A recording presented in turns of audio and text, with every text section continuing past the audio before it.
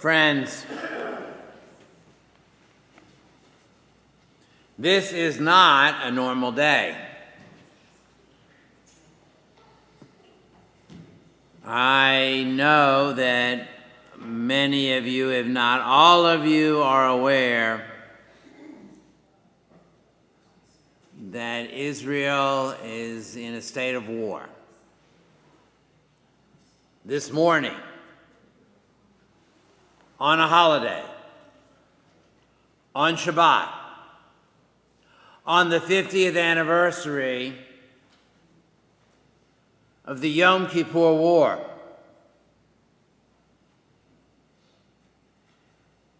I know that while we have been here in services, there has probably been a tremendous amount of news that has come out.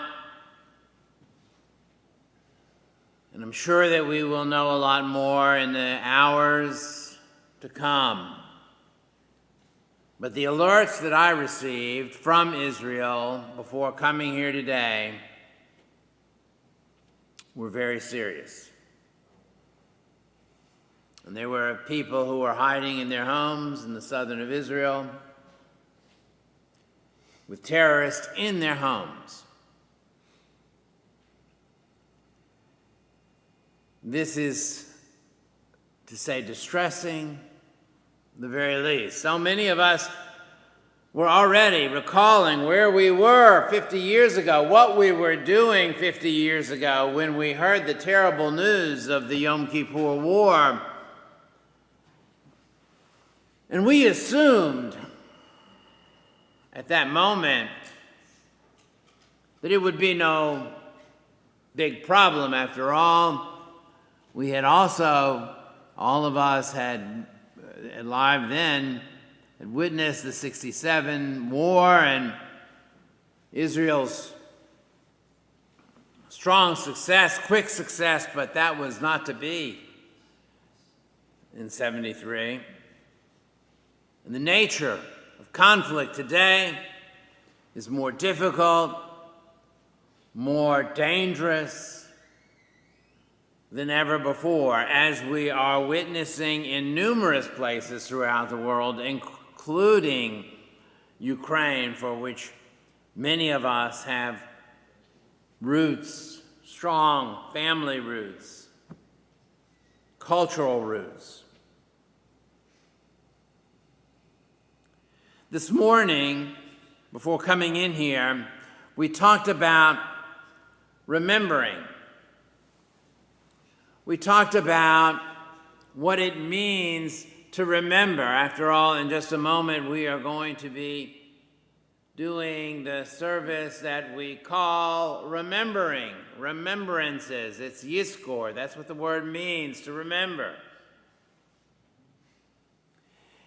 And we reviewed this morning some of the places in our text, in our Chumash and in our Tanakh, in the Hebrew Bible, where God remembers. We're first told that God remembers Noah as he and his family and the animals were in that ark. God remembers Sarah as she, in her pain and sadness, desired so fervently to have a child. God remembered. God remembered the children of Israel who cried out to God. The text tells us God heard their cries and remembered. But in each case, throughout the Tanakh, throughout the Bible, throughout the Hebrew Bible, when we hear that God remembers, we also hear that God takes action. That remembering is not enough. It's not enough to just remember.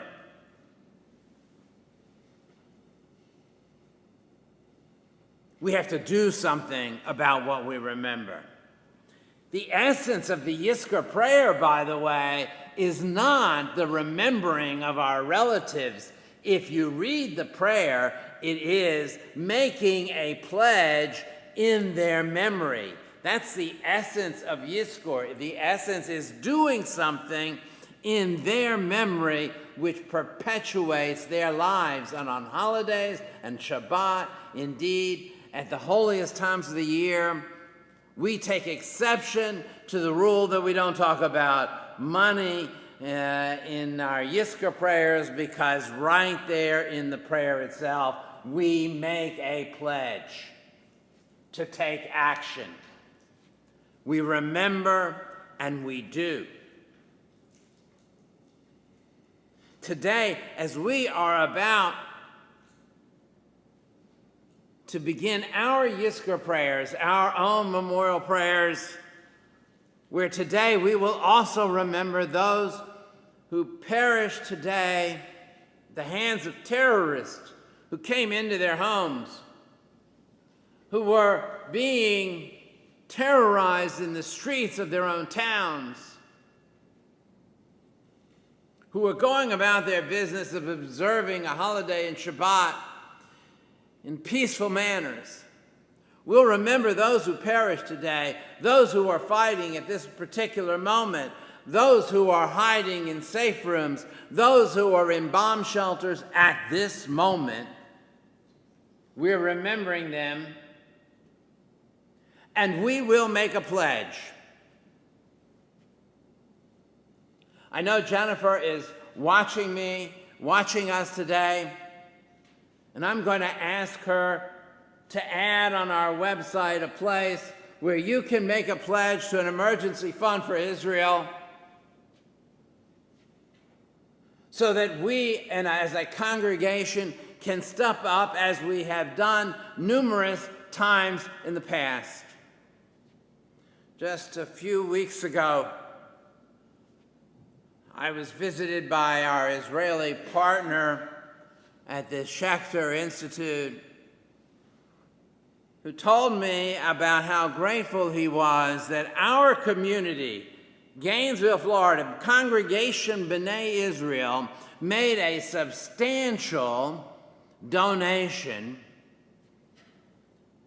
when the Ukraine war broke out to assist Jews in the Ukraine. Our partner, the Schechter Institute, represents us and conservative Jewry in Israel and in Ukraine.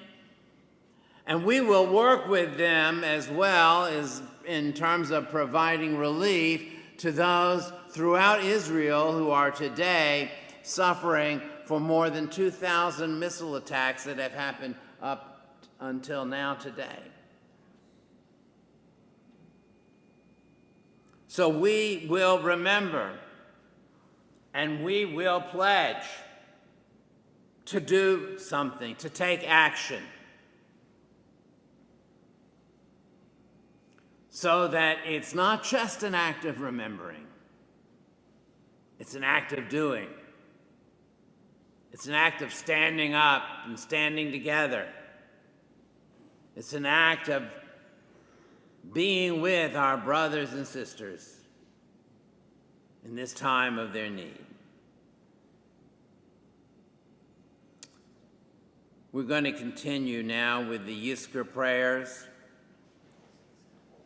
as we invite you to rise on page 330.